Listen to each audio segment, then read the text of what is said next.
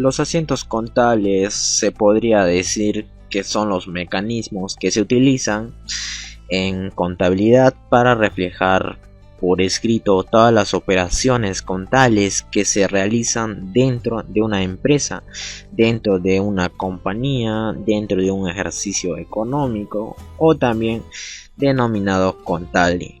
En ese sentido, tenemos dos tipos de asientos contables, y acá tenemos clases de asientos contables. Estos son diferentes, pero ahora voy a ver los tipos de asientos. Tenemos dos tipos de asientos: asientos contables simples y asientos contables compuestos. Cuando se menciona asientos contables simples, pues son aquellos asientos en los que se afecta una sola cuenta del debe y una sola cuenta del haber, compuesta por una cuenta acreedora y otra deudora. Eso sería un asiento simple. Por ejemplo, en este caso se daría cuando la empresa realiza un cobro de una factura o un derecho que tenía con un cliente. En este caso tendríamos que cargar a la cuenta, ya sea en cuenta corriente o a caja, según hacia dónde vaya orientado el dinero. Quizás sea con cheque, entonces sería una cuenta bancaria, y si es en efectivo, mediante caja, y se cargaría cualquiera de esas cuentas mencionadas. Y tendríamos que disminuir nuestro derecho de cobro, que es la cuenta 1212, cuentas por cobrar a clientes o cuentas por cobrar comerciales. Y ahí sí estaría afectando una sola cuenta, ya que son acreedora y una sola cuenta deudora. Los asientos contables que son compuestos son aquellos en los que la columna, ya sea del debe o el haber, son afectadas por más de un registro monetario compuesto por una cuenta deudora y varias acreedoras, o inversa, compuesto por varias cuentas deudoras y una cuenta acreedora viva. Ok, en ese sentido vamos a ver ahora las clases de asientos contables. Como también tenemos tipos de asientos contables, también hay clases de asientos contables. Tenemos asientos contables por naturaleza y asientos contables por destino o función. ¿Y cuál es la diferencia entre estos asientos contables por naturaleza y el asiento contable por función? Los asientos contables por naturaleza, según la definición, nos dice que es el asiento o registro contable que nos indica el lugar donde se ha comprado o efectuado los gastos. Por eso su nombre lo dice, la naturaleza del gasto, ¿no? La característica es que se registra en las cuentas del elemento 6, en la cuenta 62, puede ser 63, 64, 65 y 69. Es decir, la naturaleza del gasto o costo en este caso, y la característica fundamental es que los asientos contables por naturaleza siempre se registran antes que los asientos por destino o por función. Hay que tener bien claro ese detalle. Y el asiento contable que es por destino, aquí obviamente es la función que cumple la definición. Nos dice que obviamente es la función que cumple la definición, que nos dice que es el asiento que se registra con el fin de aclarar, clasificar lo que se ha comprado o gastado y hacia qué centro de costos se transfiere. Es decir, se me ocurre, por ejemplo, la empresa ha contratado un servicio prestado por un tercero, se me ocurre para que instale una máquina.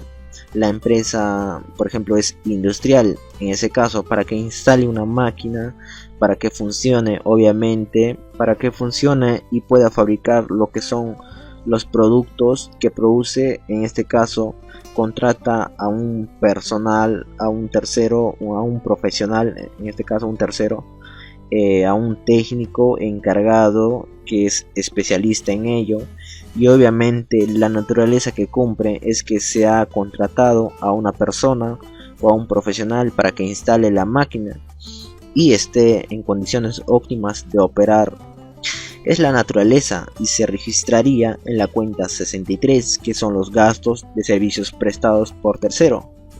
Y el asiento por destino o por función sería obviamente en donde se ejecutó o en donde desarrolló las actividades esa persona, o en qué centro o a qué corresponde. En este caso sería un gasto lo que es por producción. ¿Por qué? Porque estoy mencionando que es una empresa industrial y se ha contratado para que instale una máquina para que la empresa empiece a operar. En este caso sería un costo indirecto de fabricación, ¿no? Que sería en las cuentas del elemento 9, según cómo esté catalogado, según su contador.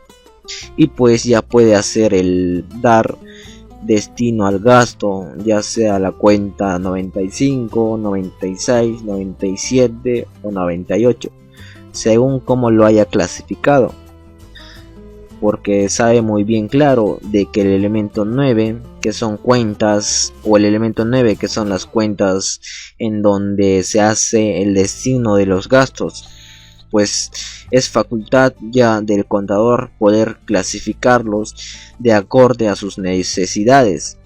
Otro caso también tenemos asientos de apertura y operación, que vamos a verlo ahora.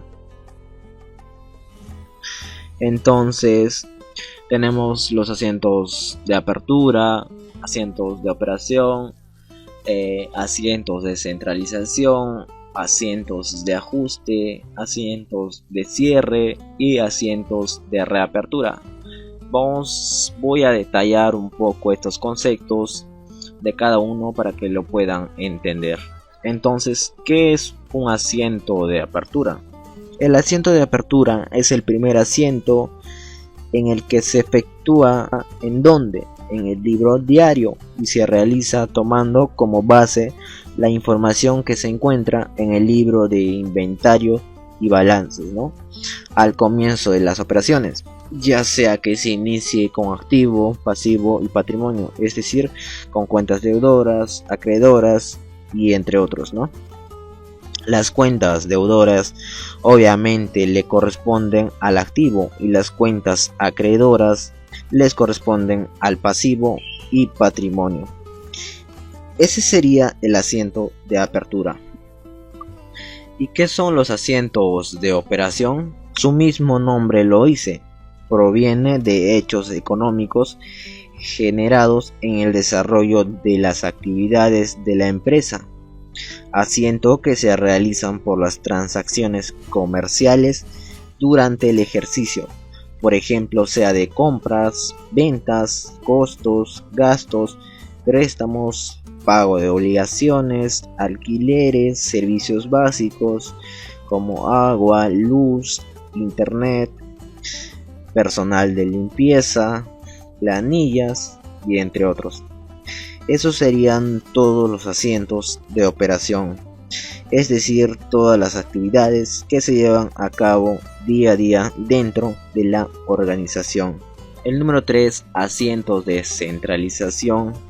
Bueno, estos son más que otra cosa que son los asientos que sirven para centralizar las operaciones registradas previamente en los libros auxiliares, ya sean esos libros caja, libro bancos, registro de compras, registro de ventas.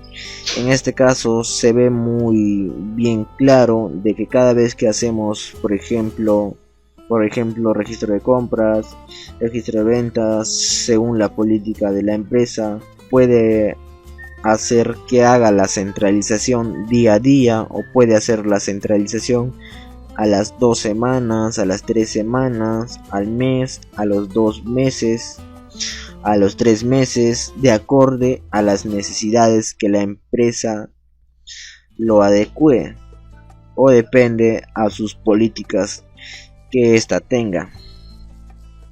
Y los asientos de ajuste prácticamente es el registro que se anota al final del periodo. Este permite actualizar, corregir, modificar saldos y entre otros. Por ejemplo, se me ocurre que en la empresa había alquilado un edificio, un local en el mes de enero y que todos los meses obviamente va generando ingresos por ese alquiler, ¿no? Es decir, que está alquilando un edificio, pero el contador se olvida de hacer cada mes el reconocimiento de los ingresos. Entonces puede hacerlo al final del periodo y no habría ningún problema. Y lo hace como ajuste, ¿no? Es un caso típico de estos. Son, por ejemplo, la diferencia de cambio al final del periodo, las depreciaciones, las amortizaciones, los alquileres. También mayormente son típicos de los ajustes y entre otros. Es decir, nos sirven para también corregir algunos errores que hayamos tenido. Por ejemplo, se me ocurre, no le hemos dado, es decir, no hemos registrado un gasto que se ha efectuado en noviembre, entonces podemos hacerlo al final del periodo desde antes del 31 de diciembre. Pero también tenemos el asiento que es de cierre. El asiento de cierre, como su nombre lo dice, son los asientos que se realizan al final del ejercicio económico. Estas sirven para de alguna forma cerrar las cuentas abiertas que se encuentran en el libro mayor, ya sea, se me ocurre, por ejemplo, la cuenta bancos tiene un saldo deudor, la cuenta caja tiene un saldo deudor, en otras palabras, las cuentas del activo, saldo deudor, y la cuenta del pasivo, saldo acreedor. Y obviamente sería para cerrar al final del periodo y poder reaperturar el siguiente periodo. Y el número 6, asiento de reapertura, prácticamente es el que se hace en el siguiente ejercicio. Cuando la empresa ya está en marcha, tiene la misma información del asiento del cierre. Obviamente tiene los mismos asientos, pero ahora ya en los asientos de cierre, para cerrarlos simplemente hacemos lo contrario. Las cuentas del activo las abonamos y las cuentas del pasivo y patrimonio las cargamos, y los asientos de reapertura de nuevo hacemos según prácticamente cómo es que se ha venido haciendo las cuentas del activo, cargarlas, y la cuenta del pasivo, patrimonio, abonarlas, ¿no? Bueno, en ese sentido es un tema más de lo que les voy a compartir